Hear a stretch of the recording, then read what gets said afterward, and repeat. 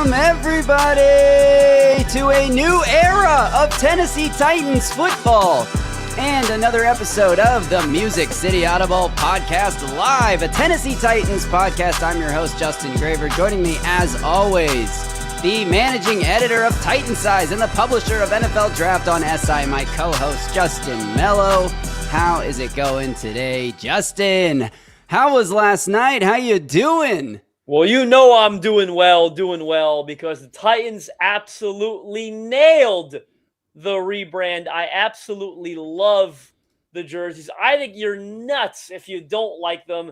I would honestly give them, like a 9.5 out of 10, and maybe that's just because I don't want to go a perfect 10, but they are gorgeous. I mean, the helmet, what an upgrade the helmet is from the boring navy blue they went with in 2018. The jerseys leaning into the Oilers aesthetics. I'm a big fan of that. I think we could probably talk a bit more about that decision, but I've always thought the Oilers aesthetics is the nicest color combo in the NFL. You know, it is what it is. We rightfully own that history, and it is our right, the franchise's right, to kind of bring it back on a full-time basis. So I think they nailed this rebrand totally out of the park. I'm infatuated. The jerseys, the helmets, it looks stunning. I cannot wait for September to get here. Same. I can't wait to see Cam Ward and company take the field in these uniforms. I thought about that last night, Justin. I was just so excited to watch Titans football again, and obviously we are months away, so push that down, suppress that feeling as much as we can. Welcome, everyone, to another episode here. We, of course, are going to react to the new Titans uniforms, logo, word marks, the stripe.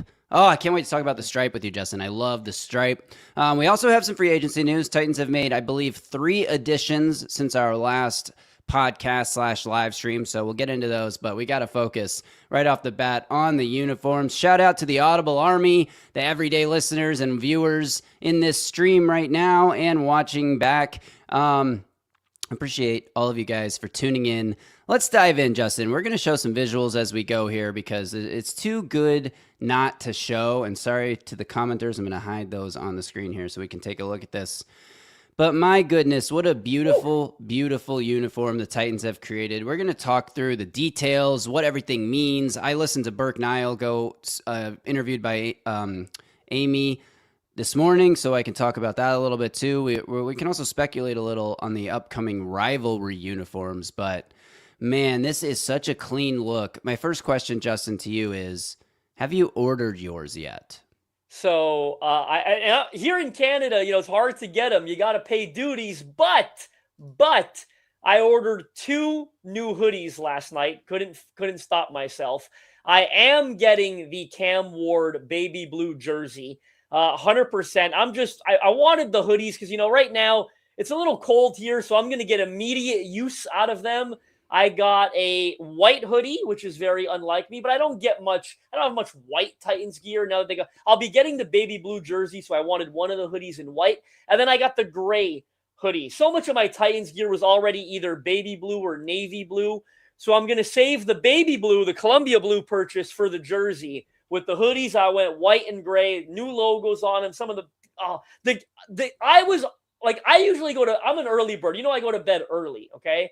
I was shopping online last night at 10:30, looking through all the new gear, and I almost bought everything.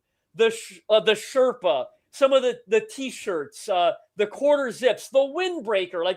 There are so many nice swag items that came out from the rebrand. Like I said, I limited myself to 2 hoodies. They ran me a pretty penny due to the exchange on the dollar plus duties, but I didn't give a damn. I put it through immediately, and I cannot wait to get my, as Jake says, my Titans blue Cam Ward jersey. Yeah, there you go. I got mine last night, ordered it. A little annoyed about the pre-order aspect of it. I guess that's what you get when you do the reveal on March 12th. And remember last reveal they did, obviously everyone remembers, was mid-April, and the jerseys were there ready for fans to buy straight at the event. This time, not exactly the case, but apparently they'll ship on the 17th or so. Mine's expected to arrive on April 21st, which is perfect because it's right before the draft.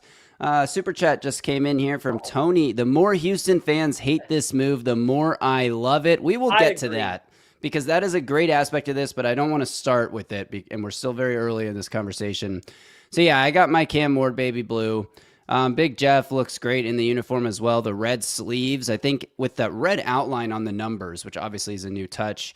I think that the red sleeves, the red mouth guards, gloves, cleats, all those accents that players were already wearing the red with will just look so much better now because it's actually incorporated in the jersey itself too. And I did think about this, Justin, because there was a lot of fuss made about the white face masks when we got that detail. I guess that was not last night. We got that in advance, but actually seeing it all together last night.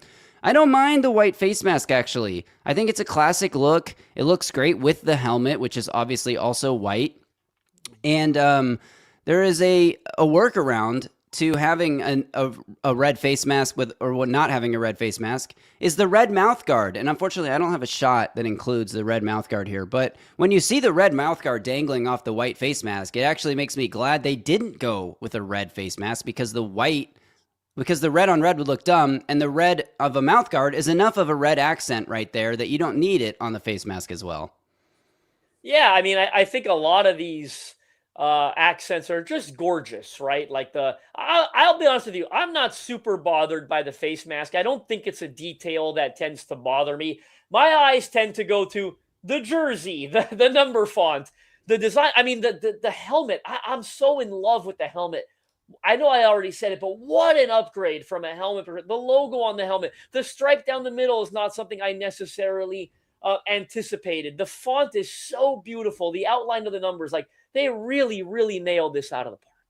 Yeah, I agree. So let's get into some of these details here because I think some of these detail shots are super cool just to understand the why behind the I guess the why behind it. But first, another super chat, a huge super chat from Altruistic Fish. Wow. Really appreciate the donation. He says, spent a ton on merch, so might as well put some more here. You guys rule. Well, you rule, because this is an awesome tip, and we appreciate it. Glad you had a little left over to show MCA some love. We really appreciate that. And I'm glad you got your swag. You're going to look so damn good in your new swag. Aptly named, by the way, Altruistic. Like, come on, that's perfect. Beautiful. So some of these details. I think there was another super chat tip right before him. Can we quickly we did get one with no comment from Robert Bernard. Yeah. Thank you, Robert. Appreciate you. Thank you so much, Robert Bernard. That's awesome. All right, so the chest plates. First thing I want to point out. On the home blue jersey, it will say Titans in this new font, this new word font. And this is to symbolize, obviously, to pull out that this is a Titans jersey. I don't know if you remember the Oilers throwbacks. There was nothing. There was no text there on that nameplate. Right, yep. So this is the Titans. Obviously, it's heavily inspired color scheme-wise by the Oilers, but it's not the Oilers throwbacks. It's not the Oilers uniforms. It is the Titans. And to emphasize that further, on the away jerseys, on the whites, instead of Titans there, it says Tennessee across the chest plate. I think that's a really cool touch. It's kind of like even when we're home, even when we're away, we're representing who we are and we can feel like we're at home or we can bring the home to you. So I don't always love when they are inconsistent from jersey to jersey, but I actually really like it in this iteration. Yeah, I love it as well. I like that one says Tennessee and that the other says Titans. I think that's a great touch to kind of switch it up based on the home and away jersey. I've got thoughts about how I don't know if we want to get to it yet, but I do have thoughts about how they incorporated. Obviously, we're not going to shy away from it. Heavily Oilers influenced, but the little touches to make sure that it does show, a homage and represents Tennessee and the Titans and the state of Tennessee in general, not just the football team. Right. Totally agree. And moving on to the next detail that I think is super cool. The helmet, first of all, I think the helmet looks great with the logo on the side of it. Like, I think they did a really nice job. The placement, the size, like it doesn't look too big. It doesn't look oddly placed, and not having the flaming thumbtack part coming off of the flaming part of it allows you to center it really in a space. And from a design standpoint, I'm really going to appreciate that as I build graphics and stuff related to the Titans. But it is still the shield, and they point that out. And all the people out there, there's a lot of people out there who are upset that Well, the uniforms, they look cool. The color scheme's beautiful, but where's the Titans tie-in? Like now it's just a Nashville team and a Houston team, but there's nothing related to Greek mythology or Titans. Well, first of all, the shield has always been a shield, and that's always been sort of a warrior's shield.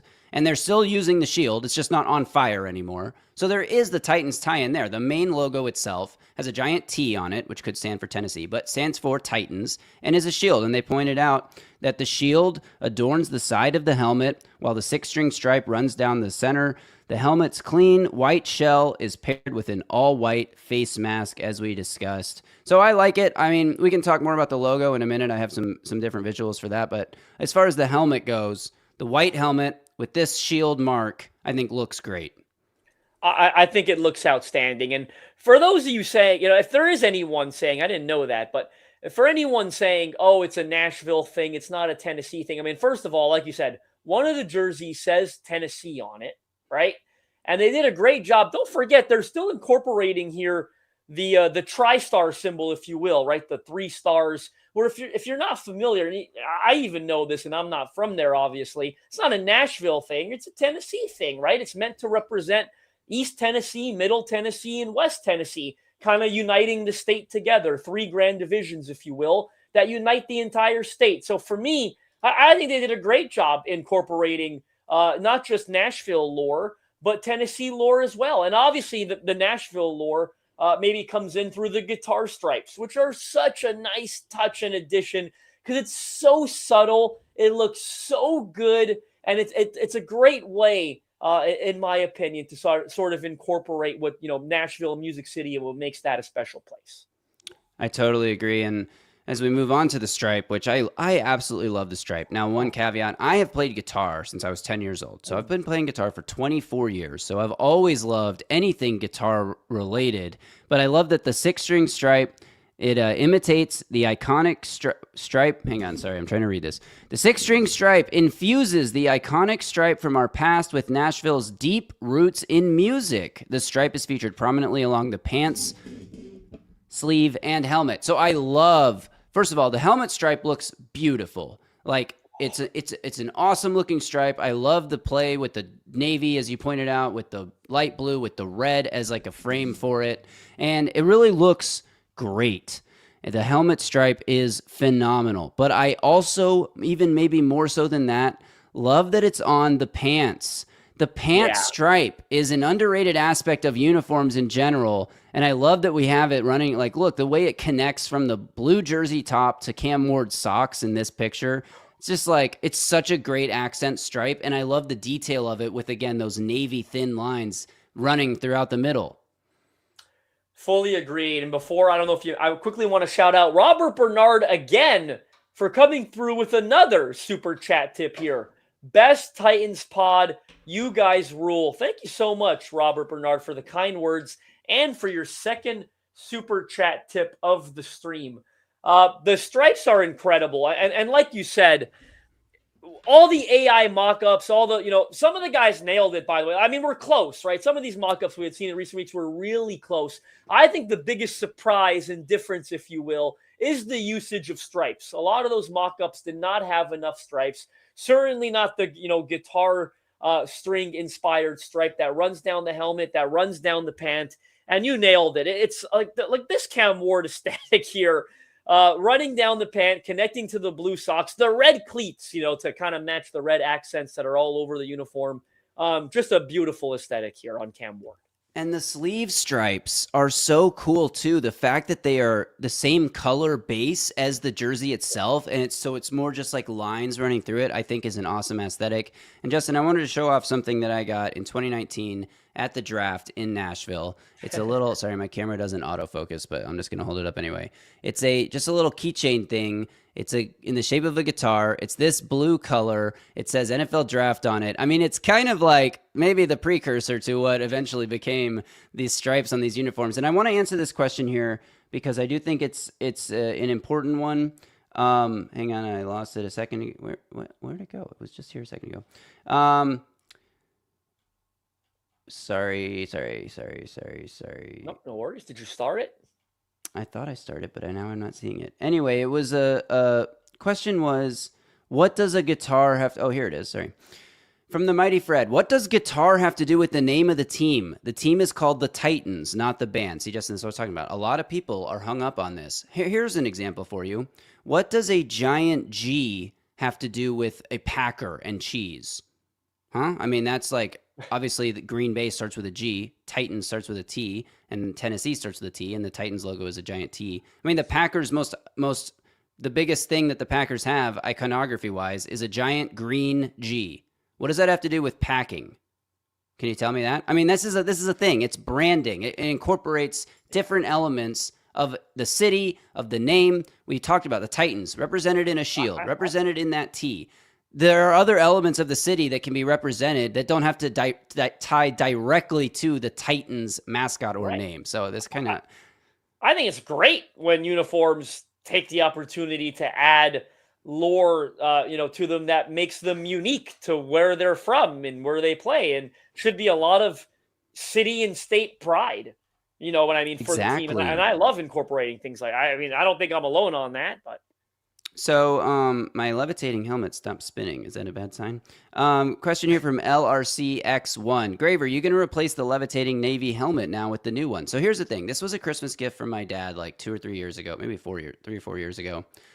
Great gift from my dad. And I did text him last night, about 9 p.m. Central, a little after the uniform reveal. I said, hey, Dad, I need a new rotating helmet because the Titans changed their logo. And my beautiful fiance, Jessica, got me this sign with the old logo on it. I've got like a pencil holder cup on my desk with the old logo on it. You've got all the stuff in your background. I got up here, you can't see off the view of my screen, but the Titans hats with the old logo. It's like, look, we're going to have to refresh. Some of this stuff's going to be cool. We're going to be like the retro kids with the vintage look when I wear my Titans hat around until I get a new one. But that's part of it. You know what? The team hasn't changed their logo since 1999. So if we have to refresh some things now because they did, sure, it's an opportunity for them to make money. But at the same time, if you make something that is as cool as these new jerseys, you're going to get my money. So that's where I'm at with that. Justin, I want to continue on the details. Party J is an exceptional gift giver, says Jordan Pace.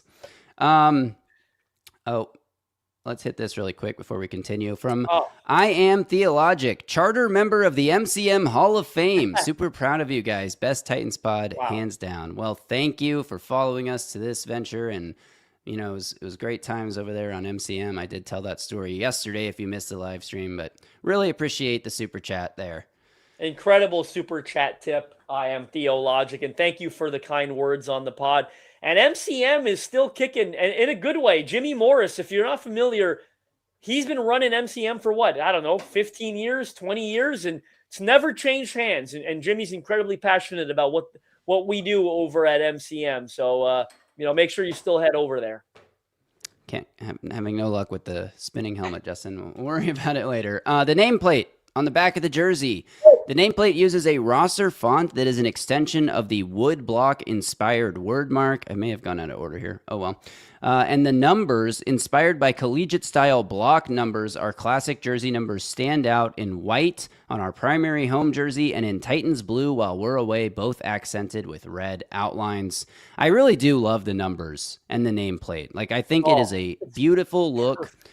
It's such an upgrade over the numbers that they had on the 2018 jersey release because for multiple reasons. First of all, those were just, objectively not very good looking. Secondly, this is truly timeless. In 10 years from now, these aren't going to look old or out of date. No. In 50 years from now, they're not going to look old or out of date. So I really, really, really like the decisions they made here. And I like the nameplate font. It's got little tiny serifs on the letters, but it's easy to read. It's bigger than the previous nameplate on the old jerseys that we just got rid of. And so it's an upgrade in every possible way. I will point out that the number font looks almost identical, if not identical, to the Oilers uniforms. But you know what? That was a timeless look too, so who cares? Exactly. Think about it. The Oilers are from the 60s, and we were still talking about how much we love them, right, in 2025. So that goes to show you the beautiful last, timeless last, elegant, classy, you name it. This, I don't think I'd pick another number word font in the world. Like, this is just... Like, looking at this photo, it just looks so damn good. Tony H, 76 agrees. These new uniforms may be worth 3 to 5 wins, tighten up. An extra 3 to 5 wins is obviously what he means. Thank you so much for the super chat tip. Iron Grids, I appreciate the joke. I was going to make this, but I didn't want to be negative. We're going to be the best looking 6-11 team you've ever seen in 2026. Hey, look good, feel good, play good. You never know. Justin, before we move on, never mind. Let's hit this last detail slide, but then I want to hit something. So the accents, you mentioned this a little bit, but here's what the official word from the Titans is.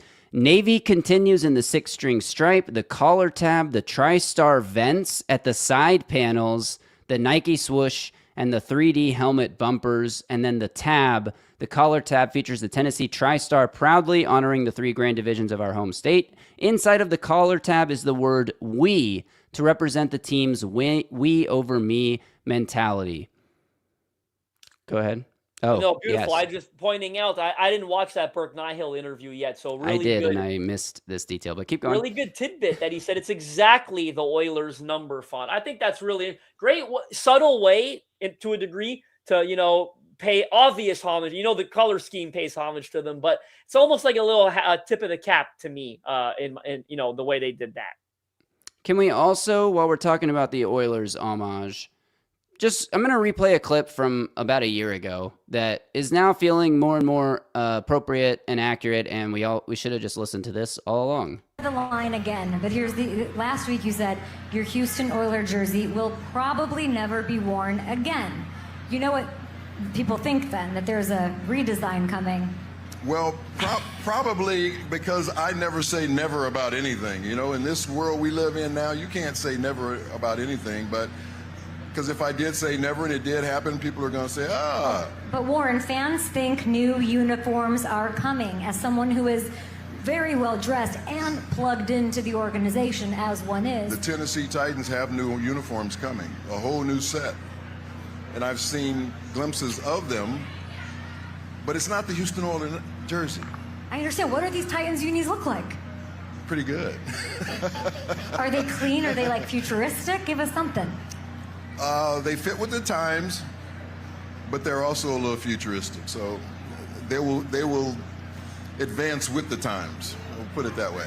Death, taxes, Kay drinking too many mint juleps, and Warren Moon breaking news on Titans uniforms. Amy's got to hate me. Miss Strunks, we love you. Sorry, we keep trying, breaking news here. So anyway, Warren Moon a long time ago, he didn't say it exactly in that clip, but he did say that they look like the Oilers uniforms, but a little futuristic. And that's pretty much exactly what they are. A lot of people, we just got a comment, said that Warren hadn't seen them. Definitely not. He got punked by like an AI thing. Either it's one hell of a coincidence or he did see like a really early, He must have. who knows how long they've been working on. This is a long process. These things don't get cooked up overnight, right? So who knows? But either way, maybe it's better to be lucky than good, right? Maybe Warren got lucky, but no matter what, he pretty much kind of nailed it. Yeah, I'm playing now just on screen in the background here as we talk, the video that the Titans used during the release party and the release shortly after on social media. I believe they shared it with local media members in the afternoon yesterday ahead of the event. Really cool video, lots of slow-mo shots, lots of different angles to see the uniform from. And I really love this video for multiple reasons. Number one, Justin, imagine how useful this footage is going to be the next time I make a hype video. But number two, it just is so cool. It gives us so many different looks and angles at the uniform, what it's going to look like when we actually see them play. This video got me hyped up. Yeah, I mean, I don't know how you could see this video and not just immediately fall in love with the entire rebrand. I mean, of course, it had to start with Cam Ward, as it should. How about Shimere DK? Says how high they are on him. He was heavily incorporated in this. Cedric Gray as well. But of course, Cam Ward and Jeffrey Simmons, the kind of, front facing in this video, rightfully so, right? No one wants to see a guard in a release video. So not Peter Skoronski, who's one of their better players, but Cam Ward, Jeffrey Simmons. I mean, the video gave me goosebumps the second it came out. Same. Can we shout out the entire Titans marketing department, social media team, Nate Bain and everyone over there who's so much better than they get, public credit for. A lot of complaints about how they did this. All the content that came out immediately after the reveal, the explanations, every slide you just put up on screen, not just the photos, but this is what the stripes mean. This is what this like. They were prepared for this, no doubt about it. Oh yeah. And it really a stunning job all around the organization. I think this logo looks so good on the flag, by the way, as we see it here. It's like the best usage of the logo that I've seen so far. But to your point, yeah, I totally agree. This is another video, a little BTS they released after this shoot. I totally agree. Like, there was nothing that felt botched to me. Like, as soon as the reveal happened, you could go to fanatics.com or nflshop.com or whatever and place your order for this merchandise immediately, which was, nothing was, and I've seen some people take issue with the way the Titans rolled this out. And I want to like push back on any issue anyone takes with that, because I think that the way they rolled it out is the perfect way for a team that's gone 3-14, 2 seasons in a row, to roll it out. The entire fan base was pumped and excited for this. We've been talking about it for months. You and I, our best podcast ever by thousands and thousands of views, was talking about the uniforms and the information that we got from Zach Cohen, who's done a phenomenal job with all this. But the way that they rolled it out, it was sort of this more quiet underground thing. Like they didn't invite everybody down to Broadway to do a release like they did the last time. They had a small 4,500, VIP style audience live. They had it all recorded. They posted the video immediately on YouTube. They had all these videos ready to go on Twitter. But you didn't need to make a big thing out of it, because the fans are excited enough already, and the people who really care. And at the same time, it's sort of taking this approach to say, we know we got to go win on the field before any of this really matters. So, because what's the opposite reaction is if they go push this everywhere and make a humongous deal out of it, you're going to get national media and fan bases from other teams and people saying, okay, you guys are focusing a lot on the uniforms. How about you focus on trying to win games? So I like the way that they did this. And also, just to that point, like the fact that Shimmer Adike is heavily featured in the videos of the rollout and all the materials just goes to show you the state the roster is in right now and how few stars they have. He's their all-pro. Put him out there. He's an exciting young player. Hopefully he continues to ascend. But anyway, I really appreciated this sort of low-key nature of the rollout, because it wasn't low-key for us. It was just low-key from the team side until they were released. And then it's like, here's material, here's background, here's photos, here's videos, here's another video, here's like a whole narrative video over 2 minutes long, which I want to talk about in a second. But I loved the rollout, actually. Yeah, I think they did a great job. And I don't understand anyone who's like, go win. We all want them to win. We know they've got to be better. Stop trying to decide what fans should have fun about and fun over. Like, uniforms are fun. Jerseys are fun. Logos are fun.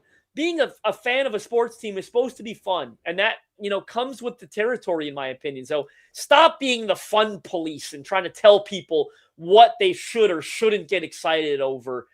Titans fans had every right to get excited about this, and you should love them because they absolutely knocked it out of the park. I totally agree. Justin, we need to take a break for our audio listeners, but we haven't talked about the logo yet at all, and I really want to talk about that. So we will be right back. Obviously, I say this every time. If you're on the stream, we're not going anywhere. Welcome back to the audio audience. Justin, I want to talk about the new logo, the unveiling of it, and sort of more about the event itself, because I think there's more we can dive into there with the way that it was hosted by Kyle Brandt, and Eddie George was the one who delivered an incredible monologue to sets to some incredibly epic music, I think Battlefield music, right before they walked the players out. Taylor Zarzor there doing like sort of PA announcer stuff. He had a behind the scenes moment with the players in the like green room or whatever. It was like all set up and sort of scripted, but really cool. I think they did a great job with the party itself. But the logo, I want to talk about the new logo, because it's going to take me a little bit of time to connect personally with this logo, but I do like it. And we've seen the logo for weeks now, so we're not going to spend as much time on it. I really wanted to talk about the word marks and the font and stuff, but over to you first. No, I mean, listen, I'll be like, the logo didn't blow me away the first time I saw it. I do think it's very modern in terms of a lot of, NBA teams have all gone to like these, circular logos. So I did kind of wish at the time when they released that it was a bit more unique, but I love the color scheme, the red, the Titans blue, the white, and it looks so good on the new gear. Like it looks incredible on the gear that was released last night on Fanatics. It looks really good on the hats, the sweaters, the windbreakers, you name it. So I've definitely it's already grown on me a lot. I'll say that. Yeah, and then the secondary logo. This is the stuff that I'm really excited about, especially that script cursive Titans. I think that is so clean, so nice. It's going to look so good on merch, as you said. They're calling it the handcrafted script. And then the football, this new secondary mark. The sword is dead. R.I.P. to the sword. R.I.P. to the flaming thumbtack. The old era of Tennessee. The thing that a lot of people who are not associated with the Titans called like Arena League looking style uniforms and style logos. Now, here's the cool thing about the NT and the TN. You can read it both ways. TN is obviously the abbreviation for the state of Tennessee, and NT could read like Nashville, Tennessee. So a really nice job here with the intricacies. And anyone who says that they're copying the Yankees, obviously the Yankees do the NY with the letters inside each other like that, and they also have a cursive script Yankees thing. Screw you, I don't care. I like this, and I don't care if it is a little bit reminiscent of the Yankees in some ways.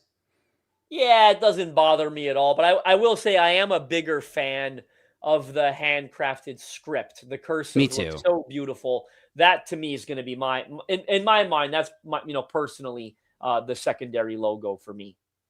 And then we have the word marks, the Tennessee Titans primary, and then the drop shadow version, bringing back that red outline, all the different angles of the helmet below where you can see the stripe, you can see the logo on the side.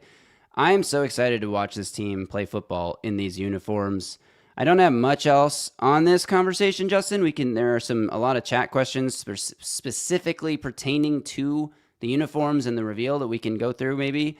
But man, is this a cool... What just happened? Is this a cool day for Titans fans? Nailed it. Head over to TennesseeTitans.com, wherever you get your gear, NFL shop. You are not going to regret it, man. All this stuff is so beautiful. All right, let's see if there are any chats here that we can hit. I mean, we sort of touched on this one, but back to this issue. Uniforms are clean. My biggest issue is it's just not Titans anymore. It's Oilers. Understand the history, but Ravens don't do Browns jerseys. Well, the Ravens can't do Browns jerseys because the Cleveland Browns, I think, sued the city of Baltimore or the New World franchise. They worked out a whole legal resolution that Cleveland got to keep its history. You know who didn't do that? Houston.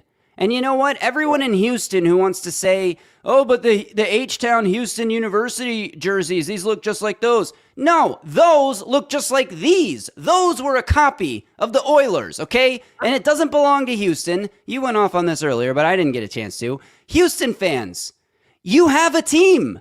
You have colors. Why do you care what we're doing in Nashville? Why do you care? Let it go or be a Titans fan. You have two options. You can't root for the Texans, love the Texans, and say, oh, but we want our Oilers colors. That's a different team, a different franchise, a different owner, a different everything. So I don't understand why Houston fans think they can own both. You don't get both. If you really love the Oilers scheme and colors and history, then you should be a Titans fan.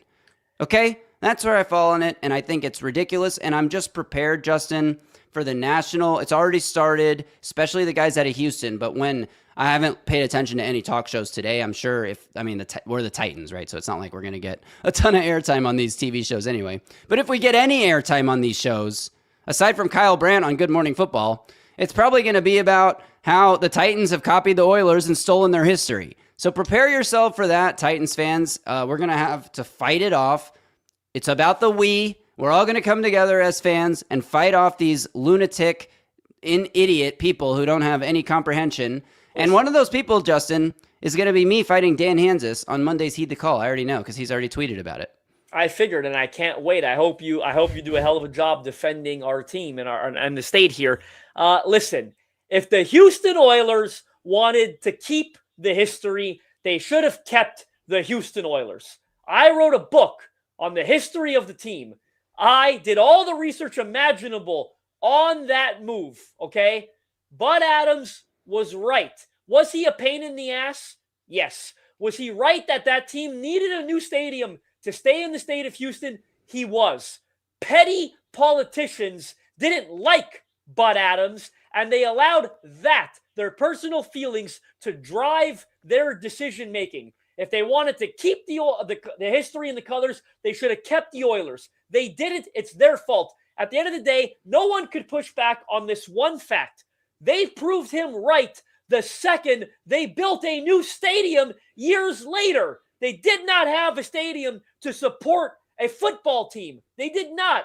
I spoke to one source, okay, when I was writing the book, that said the Houston Oilers, by the time they agreed to leave, they had become third priority in that stadium.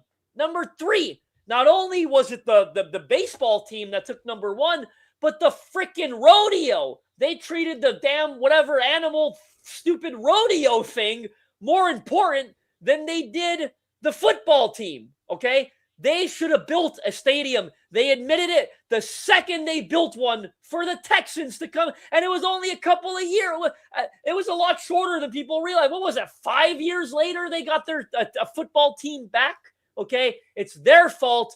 They've got no one to blame but themselves. The history rightfully moves with the Titans. You can't boo-hoo, go walking around boo-hooing. Okay. They had Bud Adams is from Houston. You think he wanted to move that football team? He gave them every chance to keep them. They did not do it. It's their fault. The history moves with the franchise.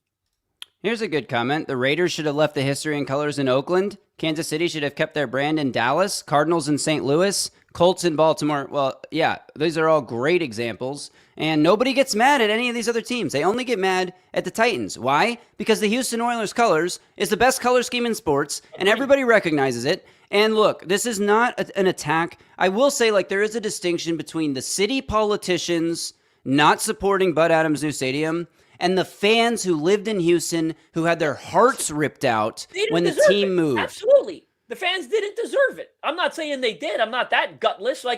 But you're like, unfortunately, we're not in control. The Seattle Supersonics fans didn't deserve losing that iconic basketball team that I wish would come back someday. Like, the unfortunate reality is football is a business at the end of the day. And, politicians who know nothing about the sport, don't have a passion for the sport, they're the ones, greed, relationships, egos, ultimately is what drives these decisions. Those Houston fans did not deserve that. That team was iconic to the city. And listen, even as a Titans fan, I could say they should have kept them. Of course they should have kept them. That team the cop cars were Columbia blue. Like, that football team was so rooted in the city. It was, absolutely. It hurt them, and they did not deserve it. At the end of the day, the politicians dropped the ball, and that's what drives these things. It's the ugly side, the ugly reality. Fans are not in control, and the Houston Oilers fans did not deserve that, not at all. It is what it is. Many of them did follow the team, obviously, from a distance now, and and there's plenty of fans like that. There's a comment here from Alex Eckley. We love the Titans here, but you won't find me defending Bud Adams for trying to get the city of Houston to cover the cost while being a billionaire. Look, the city of Nashville is covering a huge amount of the cost for the Titans' new stadium. The city of Houston paid for a new stadium 5 years later. As you just said. Wasn't it just in the news lately that the Chiefs owners, they want to make upgrades, and they've won a bunch of Super Bowls lately, and they're trying to get the city always, it's just the way it goes. They always expect some kick-in from the city. I get the thought process. Billionaires are greedy and all that. But it's business at the end of the day, and teams bring in a lot of revenue for the city, tourism and all that. The city benefits from that. So, it's not unique. Bud Adams wasn't the only NFL owner who's trying to get a city to cover costs of stadium. Like you said, the city and the state are both helping cover the costs of the new Titan stadium, and it happens pretty much every single time a new stadium is built. Yep. Shout out to Mibanez. Gosh, That can't be how you say it. New unis will be great for free agency press conferences as well. I agree. Somebody did a Photoshop of wan'dale in the new unis and put it on social media yesterday. I saw that looked really, really cool. Comment from Rice Skull. These jerseys are instantly tops in the league and will 100% be timeless, unlike our last unis and anything that focused on the sword or flames. I totally agree with that. I also think we might have missed this super chat tip here from Irvin Miller 1823. Thank you so much, Irvin. We appreciate that. We really appreciate it. There's one other thing I wanted to talk about I didn't have a chance to talk about yet. I mean, I sort of forgot, actually, is the video that they did that was the narrative. I brought it up briefly, but I didn't get to talk about it, where it starts with, in 1999, a young man has a son, and he's wearing his Titans hat, and it goes through basically the kid's life and all these iterations, and Javon Curse is in the video 27 years later, playing himself from 1999, throwing the ball or the jersey or something to somebody in the stands. And I mean, that video gave me all of the feels, the Music City Miracle being called in that, although I will say the characters were watching it on the broadcast television, and somehow Mike Keith was calling the play. Neither here nor there. It gave me goosebumps the size of a mountain, and I was sitting there watching it next to my fiance, showing it to her, and she couldn't understand why my arms were suddenly prickly. But you know what? That's part of being a Titans fan. And then all the way through to the new era, and of course, you know, there's a little bit of a continuity mishap there, because you know how it ends is like suddenly it's like 30 years into the future. The man goes from being like 50 to 80, and his son goes from having his own kids, from going to college to having his own kids. And I was like, well, this is the future. This is like the new era of the Titans. But then Cam Ward comes running out of the tunnel, and I'm like, well, the timeline's a little messy here. But you know what? Who cares? It elicited the exact emotional reaction in me that I think the filmmakers were going for there. So hats off to whoever directed, shot, and produced that, because it was really well done. Editing too, music, all of it was really, really nice. Yeah, it was beautiful. That was one of my favorite. I mean, that one and the actual release video with Cam Ward sitting in the locker coming out. That was the first one that dropped, obviously. Both of those videos were outstanding. Yeah, this is a good shout from TQ. Even seeing LP Field. Yeah, all the old touches that were in there. I mean, really, really cool. Commercial was cheesy and predictable and still quite excellent. Really well done. I mean, I guess. I don't know. There was something I wanted to hit on the Navy. First this question, Justin. You want to take this one? Because we got this on Twitter, too. I don't know if anyone saw, from 2252 Nemesis, I don't know if anyone saw, but they made new jerseys for Ridley, Snead, and Pollard. Is this a sign that they don't plan on cutting them? No, not at all. I just think kind of what happens. I'll be shocked if Snead is still on the team this time next week. I think I'd say I'd be pretty surprised. I think Ridley and Pollard are TBD. I don't think we know for sure that they're cutting those guys. I've become kind of 50-50 on them, especially because they haven't done anything at running back in free agency, and they didn't do enough. I hear you. They didn't do enough at wide receiver, I think, to definitely justify cutting Ridley. So I'm 50-50 on those guys. But Snead, I mean, I'd be stunned. Yeah, I agree. All right, on the two-tone blue aspect, I'm going to pair these two comments together. Mr. Chainsaw 182, is two-tone blue now officially gone, though, as the Navy is the least prominent of the four colors, and sort of the opposite side? When in doubt, throttle out. Great name. Yeah, love the Navy accent, and then add a Navy jersey, which might be the rivalry jersey. So we talked about this with Zach Cohen about a month and a half, 2 months ago now. About what the rivalry jersey is going to look like, maybe the oiled out midnight oil, burning the midnight oil, something along those lines. I definitely think that's where you see the Navy come back prominently. Burke Nihill teased in his interview with Amy earlier, Amy Wells, that came out, I guess, last night or this morning. I don't know. I saw it this morning. That the Navy, he basically said, "Don't worry, the Navy will come back in a way that will make you excited," or something. Paraphrasing, something along those lines. So I definitely expect that you've seen the mock-ups already, probably if you're on Twitter, of the Navy jersey with the script font that says Music City across the chest plate. I think that would be an awesome touch. I'm all in. They could be black, they could be Navy. I will be all in either way. I think that is definitely what we're going to see when the rivalry uniforms are announced. I think from a branding perspective, it just makes so much sense. It's really smart that, you've got the Titans blue home jersey, you've got the white away jersey. The rivalry is almost certainly going to be Navy, and a nod to those who are going to miss the Navy part of the, two-tone blue Titans. In fact, I would argue, we just had a comment that two-tone blue is kind of dead, right? Like, this is the new way. It's Titans blue, and it's the icy whites. So But I do think the rivalry really smart to go in the direction of Navy, to shout out all the OG Titans fans who loved our two-tone blue and loved the Navy aspect of it. So definitely, if you want the Navy jersey, wait for the rivalry concept because you're really going to love it. Yeah, I totally agree. And this is a good point here in the chat. Also have the alternates being revealed next year when the new stadium opens. Right, the rivalry jerseys will serve as, I guess, the alternate for this upcoming season because they only have the two, the blue and the white. But after this season, going into the new stadium, they will have a third jersey that they can wear 3 times a year. Maybe it'll be a throwback to the Titans 1999 to 2018. No, I don't think so. That was a joke. But yeah, I mean, these are the only 2 jerseys you get this year, which is kind of interesting. Obviously, the rivalries, but in terms of official Titans jerseys, yeah, it's cool. And well, on it the makes whole, sense. No point introducing an alternate this year when you're going to have the rivalry. Derek, we think the rivalry comes out. What is it? It's usually much later. yeah, I think August. Yeah, you could probably expect the rivalry around August. There was one other question in here that I think somebody may have responded to in the chat, but I wanted to talk about it. Is Kyle Brandt from Tennessee? What was his purpose? So Kyle Brandt just is like the one national media member who continues to pump the Titans in all of his coverage. He's the one guy who was talking nonstop about Cam Ward, saying this kid needs more media attention. He went out on stage and made a joke. It was like, tonight we're going to do something all the national talking heads hate to do. We're going to talk nothing but the Titans. And it's sort of like the same joke that he continues to use. But you know what? It worked in this setting, and I was all in with that.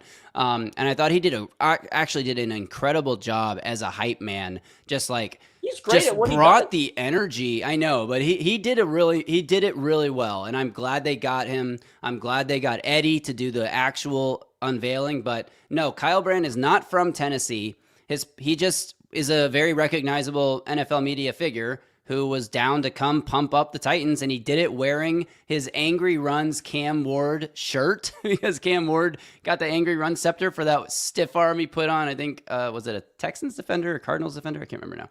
But yeah, really, really cool to see Kyle Brandt there. Oh, thank you. Shout out to LRXC1. $5 super chat tip. Thank you so much for the generosity. He says, I don't get why so many people are clamoring for red face masks. Red face masks would take away from the stripe on the helmet, white all the way. I don't disagree. And like we said, a lot of ways to incorporate the red accents. You saw Jeffrey Simmons do a great job of that with the sleeves and the cleats and the red mouth guard that Graver pointed out earlier. There'll be lots of red accents to go with it. I have no problem with the white face mask. Thank you again for the super chat tip. You're awesome. Yeah, totally agree with that. All right, Justin, let's take our last audio break here, and then we'll come back and hit the free agency updates that we have not talked about yet. But man, these uniforms are awesome. All right, we'll be right back. Okay, welcome back. That must be so awkward if you're just watching the live stream and we like pause for half a second and say welcome back as if you went anywhere. Anyway, welcome back to the audio audience. We're going to move this along to our next topic. Free agency, resetting where the Titans are at. They've hit almost every position on my checklist, Justin. Just a few outstanding items like a running back, which had a question mark, a wide receiver, which had a question mark, right guard. Hello, right guard. Paging anyone to play right guard. Kevin Zeitler, where you at? Make it, I mean, whatever. There's plenty of time. And then on the defensive side, like starting defensive end, you could argue they have not filled that spot yet. But maybe they will, maybe they won't. And linebacker upgrades. So those are pretty much the only positions we're still waiting to see if they will do something extra at. Because yesterday they had 2 safeties and a tight end. They added Tony Adams, who played for Saleh with the Jets. Wow, stop me if you've heard that one before. And they added Jarek Reed, who is sort of a special teams ace and has also played for the Titans before. And they also added a tight end, Justin. Yeah, Kyler Granson. I think I'll run through rapid fire on my thoughts here. First of all, I thought, well, shout out C. Wagoner 1973, $4.99 super chat tip. Awesome time to be a fan and so glad to have you guys talking through it all. Best Titans podcast out there. Tighten up. Wow. We appreciate the kind words so much. Really, it means the world to us. And thank you so much for the very generous super chat tip. Number 3 safety was on my list. I think I probably talked about it more than most people did. After they cut Xavier Woods, I thought it was a pretty obvious need. Mike Brown signs elsewhere in free agency with the New England Patriots. You've got two injury-prone starters in Amani Hooker and Kevin Winston. They needed a third safety, and I wanted it to be a veteran. I didn't want them to use another draft pick there after taking Winston a year ago. I think Tony Adams makes sense. I think he's the quality of a number 3 safety. He knows the scheme. He knows the defense. Exactly the type of move they should have made at number 3 safety. Jarek Reed was claimed off waivers by the Titans last year. So I believe I think he finished the year with them as well. And he's going to be a special teams guy. Remember, I just talked about losing Mike Brown. Mike Brown was a really good special team safety. I think Jarek Reed's probably the like-for-like replacement there. When they claimed him off waivers from Seattle, they really liked him in Seattle. They wanted him back on the practice squad. I think he's even, quality enough to be your number 4 safety, like Kendall Brooks was last year. So good move there. The Kyler Granson one surprised me a little. I thought they were done at tight end, but listen, competition for, someone like David Martin Robinson's not a bad thing. Someone just pointed out he does got the Chig frame, or if I'm recalling correctly, and I remember him coming out of SMU, I think it was. He's like a little stockier and that stouter, undersized build in that pass-catching mold, not a blocker. So David Martin Robinson's a similar player from a pass-catching first perspective. So he'll compete there, and his frame, for a roster spot, he'll compete, and his frame is a little closer to Chig. Couple more super chats we got to hit. Walmart Man 31. My final uniform thoughts. In 2018, I wanted so bad for a lighter blue primary and more red. So despite the loss of the sword, I am happy. Yeah, I like that. This is so much better than the 2018 rebrand. Even if you missed the sword or the two-tone blue, there's no way anyone in their right mind. You got bad taste if you do. If you like the 2018 rebrand better than this one. No way. I mean, I liked it at the time because it was new and cool, but like after a couple years, it was like, okay, these uniforms actually kind of suck. I think we got swept up in the initial excitement, but we could all look back and admit it was a big miss. Yeah. I agree. And the Titans have been pushing this light blue move for a couple of seasons now. Like they didn't even wear the navies last year. So like they've been prepping us for this eventuality. And here we are. We finally have it. And another super chat here from Lerndals. Is Adams a step up or even with Pinnock in terms of role and ability? So that's Tony Adams and Jason Pinnock. I don't rate Pinnock very highly at all. I would say it's definitely not a step back. It's at worst a wash, but I think my opinion, I would say that Adams is a little bit better than Jason Pinnock. So, but again, in the vein of what we should have been expecting at number 3 safety, veteran guy who knows the coaching staff, knows the playbook well. And look, if they wanted Jason Pinnock, they would have signed Jason Pinnock. It's not a very hard thing to do. So they preferred Tony Adams. So that's what Robert Saleh wanted, clearly. And he goes and gets a guy that he knows, like Graver said, stop us if you've heard it before. Yeah. And Atlas says, with all these super chats, Graver can almost buy a gallon of gas. Like, we're not going to talk politics on here. Gas is expensive. Luckily for me, I drive a Tesla because of the shape of the T is so resemblant of my favorite football team that I had no other choice. But I don't need gas. But I appreciate this comment. What I can buy with all these super chats is my own hoodie. You already got a hoodie. I already got a jersey. Now we can swap. You got 2 hoodies. You can get a jersey. Now I can get a hoodie thanks to you guys with all the super chats. Chase Jones says, win unis, F the negative comments, ordered my gear as well. Also, Graves, pull that guitar out on stream and bless us one day. Much love, Audible Army. Maybe one day in the deep off season when we're struggling for content, I'll pull a Scotty Colts and make a Titan song or something. No, I'm not going to do that. But very generous super chat tip. Thank you so much for the $9.99 tip. And agreed on all fronts about the comment. Yeah, look at Graver with the humble brag. So here's what happened. My fiance drove a Volkswagen. I had a Nissan. Because I'm a Titans fan, so Nissan Stadium, obviously, I had to buy a Nissan. It was a total coincidence, but yes, I drove a Nissan. Fans that bought Broncos in the OJ days. That's like that's a serious nod to the Titans right there. What happened was we decided to trade in our 2 cars for 1. So that's what we did. We are a 1-car household. We both work from home. There's no reason to have 2 cars. And when you do something like that, then you can get fancy and get a Tesla with this. There you go. He's not as rich as you think he is, ladies and gentlemen. He traded 2 cars for 1. They got to share the car. Listen, okay, just continue with the super chat tips. Don't listen to Graver's fancy. He's getting married in May. He needs all the super chat tips he can get. It was not a Nissan Titan, by the way, my old car. It was a Nissan. Is it bad if I don't remember the freaking model car that I used to drive? Wow, that's I don't pretty think wild. Was it a Rogue? Was it a No, it was a Altima? coupe. I don't Oh. think it was the Altima though. It might have been, maybe. That's wild that you don't remember. That's Yeah, crazy. who knows? Sentra, a Nissan Sentra? Sentra. There you go. It was a Sentra. Very FPS and watching you from afar.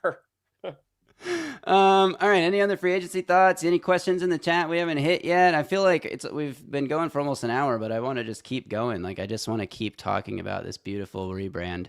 Oh, there was a question about 2018. Was that a rebrand or just a refresh on the uniforms? Not technically a rebrand because they didn't change the logo. Good point. This is definitely more of a rebrand. This is the first rebrand since they became the Titans, right? Yes. Because and they were. Let's keep in mind, it makes so much sense with going into the new stadium. I think going into the new stadium, which is going to be stunning, by the way, great idea to go in with a refreshed, not just a facelift, a refreshed look, a full-blown rebrand as it's being positioned. And correct, this will be the final rebrand, LRX. I agree, because they're aligning it with the new stadium, and God, they've done such a good job with this thing. I do have one other thing to talk about, Justin, on free agency, and this is more big picture, broad free agency talk, but let's take a look at this thing called the Improvement Index. Kevin Cole runs a Substack called Unexpected Points, and he has this posted on his Substack. It's called Improvement Index. It is a points-based improvement in the NFL plus-minus based on off-season roster moves and draft value. That's an important caveat there. Why are the Browns at the top of this list when all they've basically done is sign offensive linemen? Because they have 2 first-round picks, including number 6 overall. The Jets are number 2. The Jets have been signing a bunch of guys who are all, I think the average age of the Jets additions is 31, while the Titans' average age of their additions is, I believe, 27. So that's big difference. And the Titans are 3rd on this list. The Titans are apparently the 3rd most improved team in the NFL this offseason so far, or the chance to be that once the draft passes, depending obviously who they pick, Jeremiah Love. Now, Dan Hanses, we did this on Heed the Call yesterday, actually, Justin, so I'm a little bit stealing. I mean, I pitched it to Dan and Mark to put it on Heed the Call, so it was my idea. I'm not like stealing the content from Heed the Call. Really, they're stealing the content from me, but that is my job as the producer of the show. Now I'm rambling. Dan pointed out that the top 3 teams on this list were the 3 of the worst 6 teams in the NFL last year. So, of course, there's nowhere to go but up. The Rams being at 4 is kind of scary because the Rams almost got to the Super Bowl, right? And they've gotten this much better. But the other thing we can do with this list, Justin, is laugh at our foes. The Texans are the 4th team going in the negative direction. The Jags are the 4th to worst team in terms of improvement, and the Colts at the very bottom. I never understand what the Texans are doing on the offensive line. Like, I thought it was weird when they traded Laramie Tunsil last offseason. Now I think it's weird that they traded Titus Howard. Mind you, they did sign, I think, Braden Smith from the Colts, who is a good right tackle. So maybe that was a sideways move, but they always kind of confuse me a little bit. They added Reed Blank. I mean, like, they got a good team, right? The truth is Sheldon Rankins, Reed Blankenship. They've Yeah, reinvested in that defense that was already probably the best in They football. brought in David Montgomery. That's one I forgot as well. Like, that was, I think upgrades what they had at running back last year, especially because Woody Marks was hurt so often. So Overpaid for an aging running back, but yes, I agree. it was a trade, right? I don't think they gave up anything. Yeah, they overpaid in the trade. They gave up like a 4th-round pick for David Montgomery. Like, give me a break. How did the Browns get 2 first-round picks? They traded back and allowed the Jags to draft Travis Hunter, which is also why the Jags and the Colts are so low on this list. It's because neither team has a first-round pick this year. Yes, if you don't remember, that was the trade. I think Cleveland won that trade. Like, I mean, they got that's crazy. They got number 24 overall in that move, but they also drafted a really good player still last year in what's his name? Mason Graham, I think, the D tackle when they moved down. And I don't know that Jacksonville's move up for Travis Hunter is going to be paying the dividends they think it will. I agree. I think like they paid a lot of money for Adoree Jackson. He's a corner. He's a corner who plays maybe 5 snaps a game on offense, maybe, right? I mean, spot duty. By the way, pretty funny that someone asked about Jason Pinnock, and he just signed with the New York Giants 2 seconds ago. Wow, breaking news, Justin.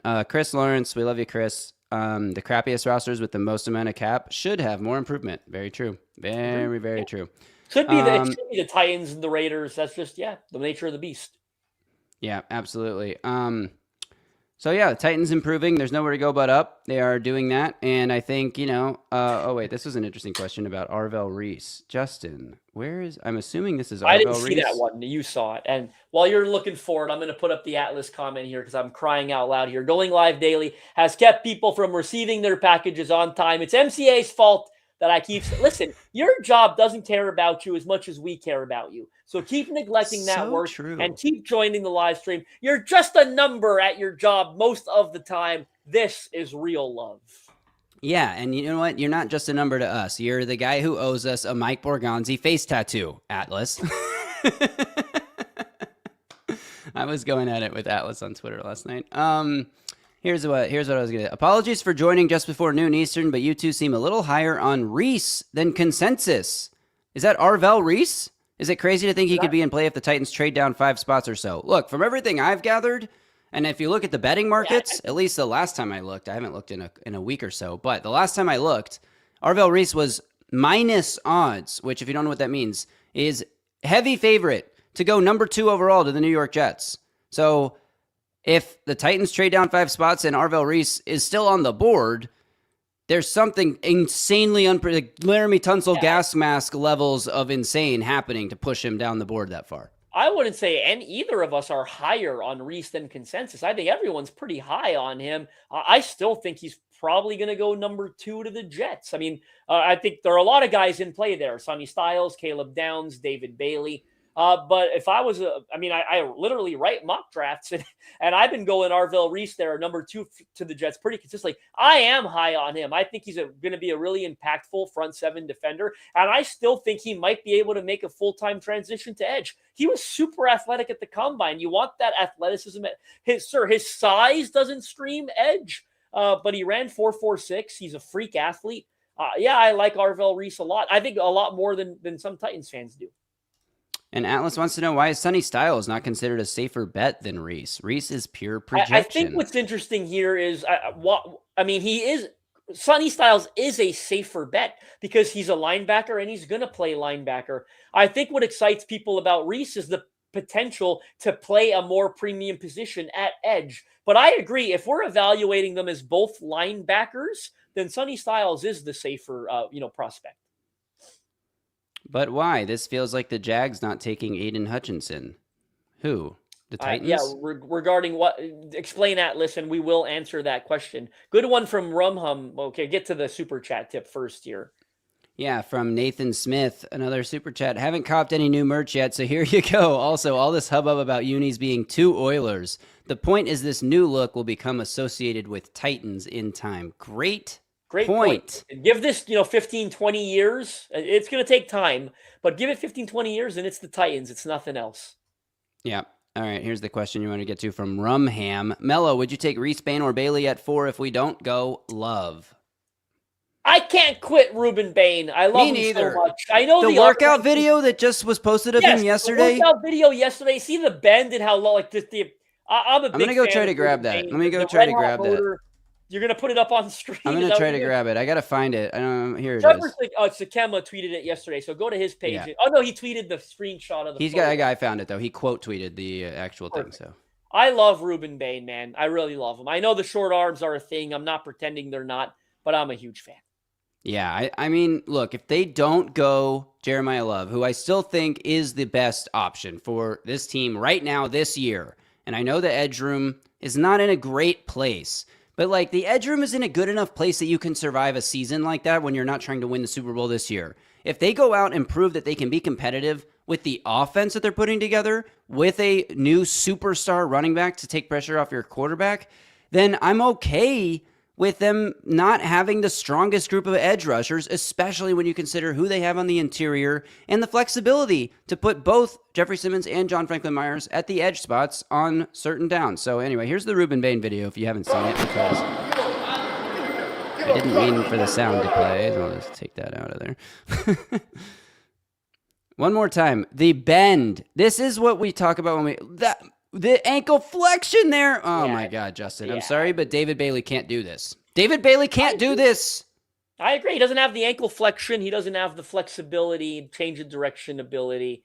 Good question here that I do want. I love draft questions, so I'll always answer them. Even if they go Love at number 4, if I was choosing between these two prospects, even though I've been freaking banging the table for edge, I would take Omar Cooper. I really like Omar Cooper.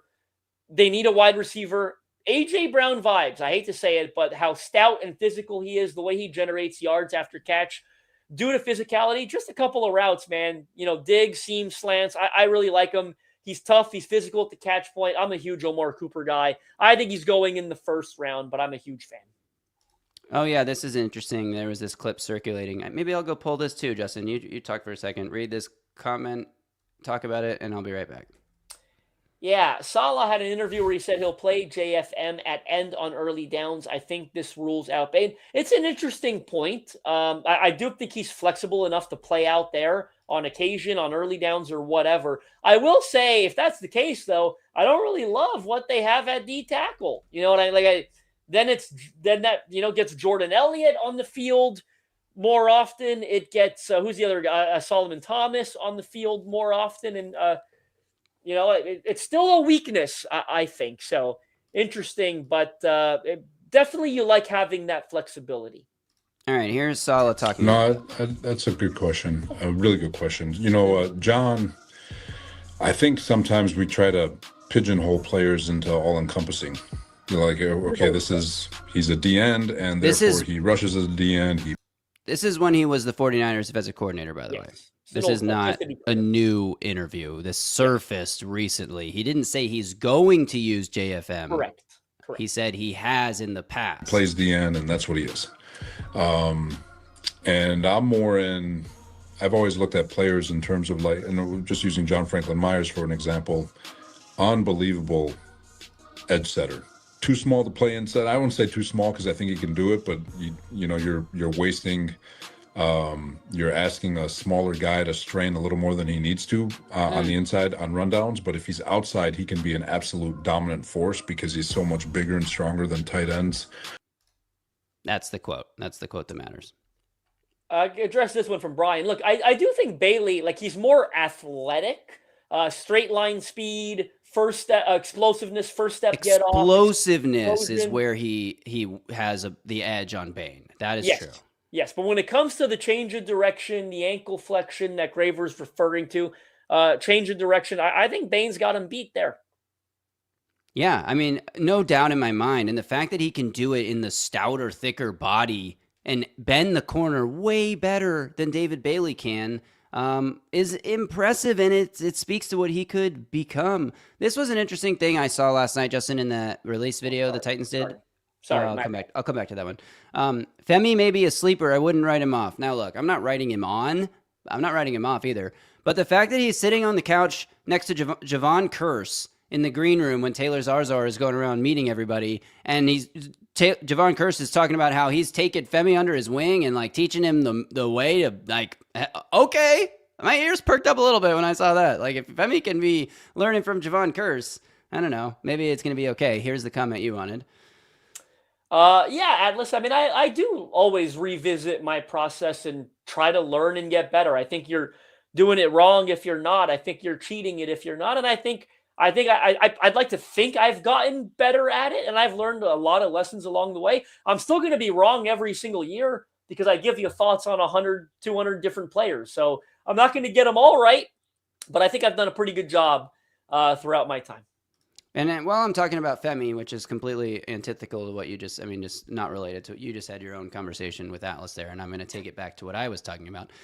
We got a comment from Iron Grids. Was it yesterday or the day before? I can't remember now. Really, really detailed, well thought out comment, almost like what I used to do back on my MCM commenting days, where I just type a little bit.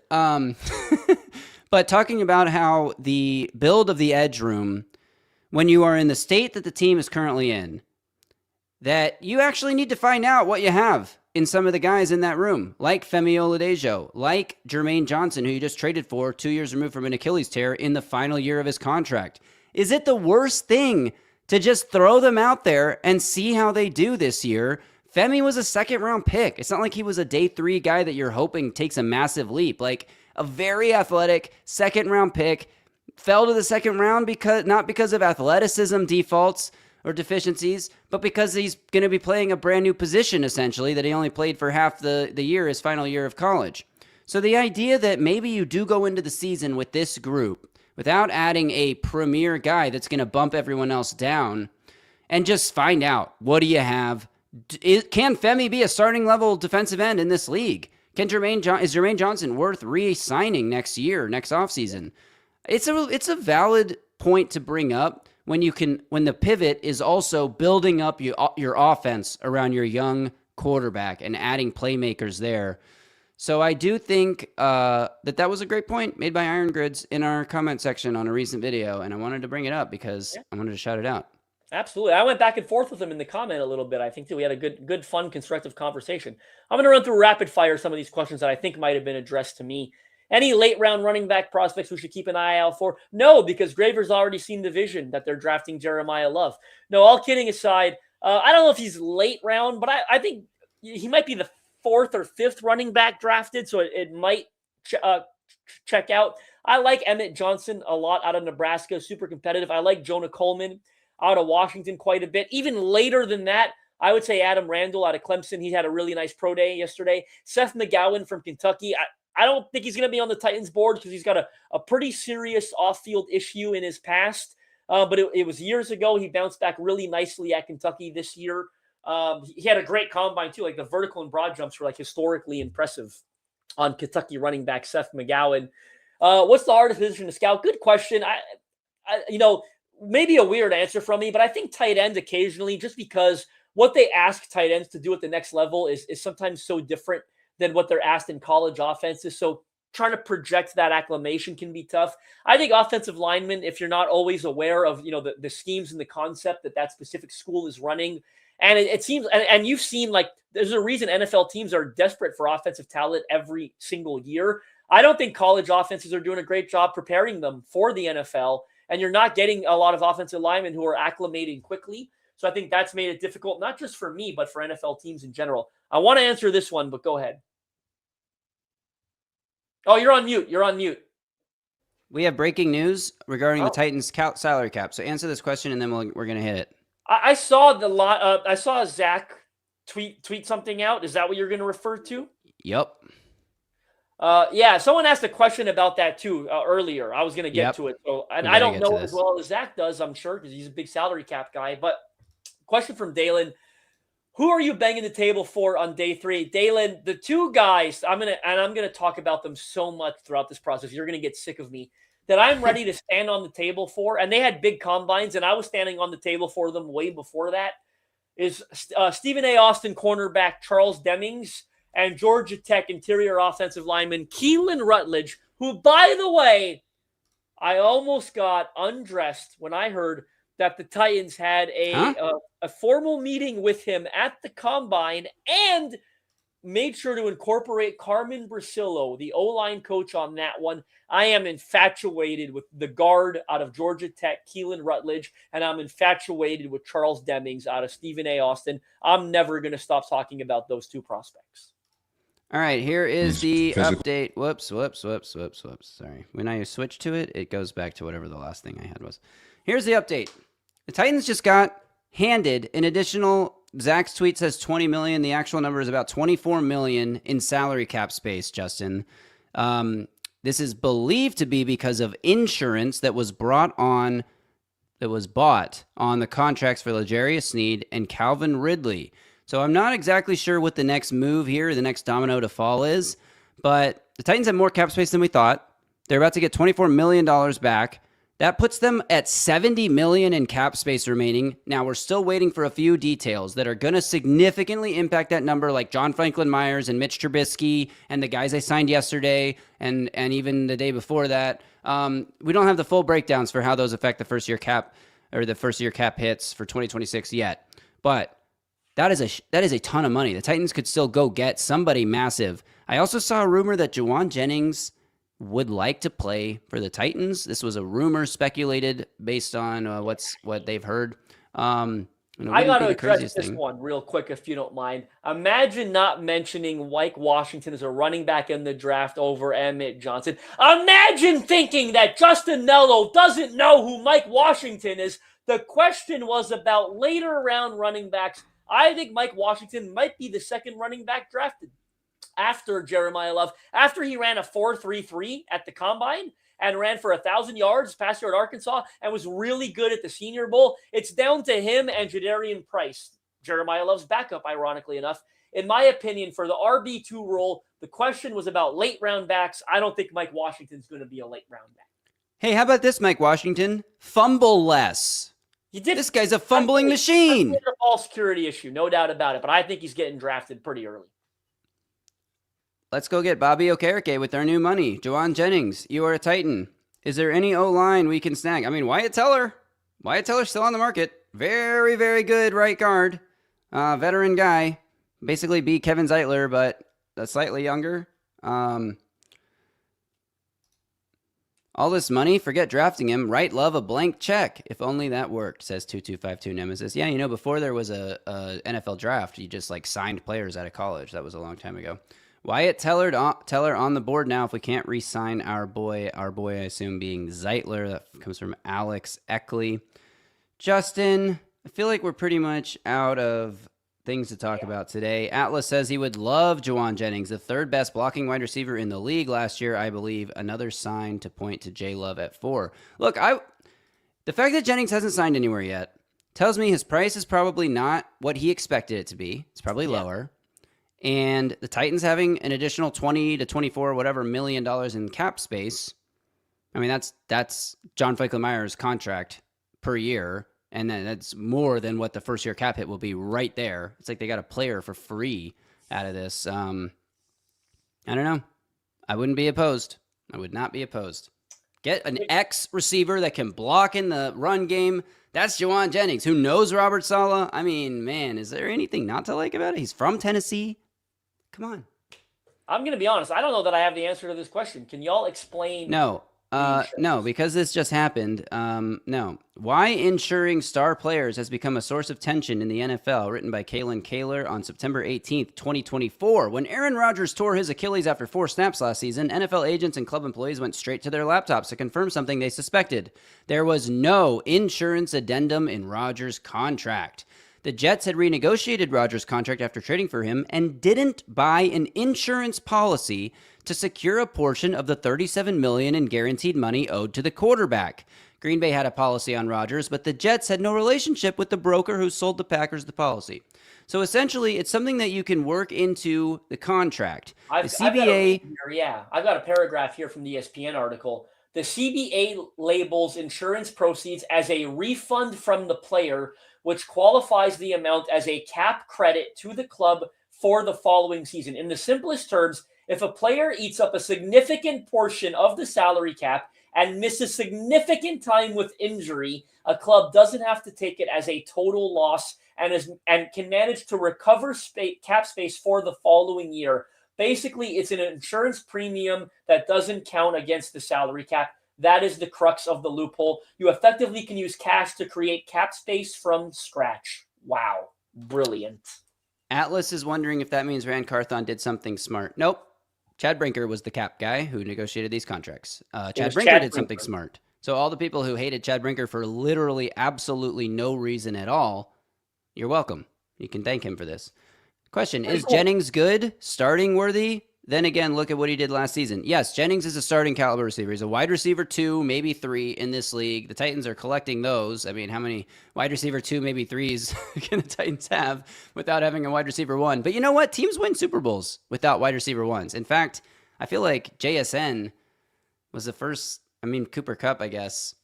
But like a lot of these, you go back and look at Tom Brady's Super Bowl teams, the one time he had a true wide receiver 1, they lost to the Giants. Right? And Randy Moss. So, it's great for fun, exciting play. It's great for having high-powered offenses. But if you look at the history of teams in the playoffs, and particularly the Super Bowl, like teams that pay those wide receiver 1s are not winning a lot of Super Bowls. So that's all I'll say. So maybe this is not an unideal build for the Titans roster. Okay, can we get Brandon heard about that insurance? Whoever bought the insurance on Ridley and Snead's contracts, can we give them what? Sorry, I shouldn't have put this comment up, but appreciate the thought, TQ. Yes, we are giving praise to Brinker for the insurance policy. Oh, this is a good point from Jacob Westerman. Brinker was in Green Bay when that Rodgers policy was chosen. So very interesting. Give that $20 million to NWI. What do you say, Justin? Bring NWI back, at least for his ability to block on the boundary. That's going to do it, I think, for this episode of the Music City Audible. An hour 20 we were here, and there's still 300 of you in here. That's really incredible. We appreciate the support. Thank you so much, everyone, for the generous super chat tips, for hanging with us for over an hour. We didn't plan on going this long, but the Audible Army is the best, and you guys demanded it, so we stuck around as long as you guys were interested. So thank you so much for joining the live stream. We will be back on Monday with, I don't think, a live version of the pod, probably a regular version of the pod. But guess what? We're still going to talk about the Tennessee Titans, and it's going to be very similar to what we did today. So tune in on Monday for the next episode. Leave a comment below when this stream ends. Wait for it to end. Leave a comment. Helps get it into people's algorithms. Share the show. Thanks, everyone, for all the generous super chat tips. You were really incredible today. We greatly appreciate it. Maybe Graver can get the next model Tesla up after today's show. We thank you all so much. And we're all glad that you love the rebrand so much. That was the focus of today's show. We're in love with the rebrand. We love the jerseys. We love the logo. We love the hoodies. We can't wait for the new stadium. Until Monday, y'all stay safe out there and tighten up.